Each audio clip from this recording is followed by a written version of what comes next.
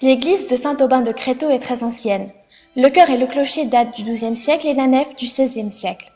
Malgré sa sobriété apparente, le décor est fin, même s'il reste discret. Sur le portail, par exemple, sont représentées une tête de mort et des lions. Peut-être parviendrez-vous à les découvrir. Cherchez également les impacts de balles sur la façade. Ils ne datent pas de la Seconde Guerre mondiale, mais des guerres de religion entre Henri IV et la Ligue au XVIe siècle. En entrant dans l'édifice, vous ne pouvez pas manquer la très belle voûte en berceau lambrissé, qui est conforme à la tradition normande et qui est maintenue par des poutres épaisses et rustiques, ce qui prouve l'authenticité de la voûte.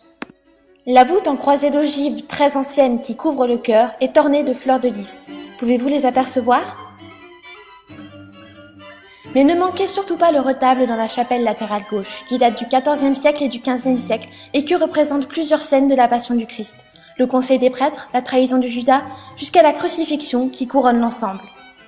Les chapiteaux du chœur sont également représentatifs de l'époque romane avec les personnages ailés.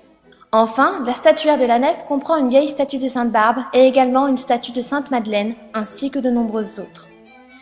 L'église allie donc son architecture ancienne à du mobilier parfois contemporain, ce qui donne un espace élégant et très intéressant.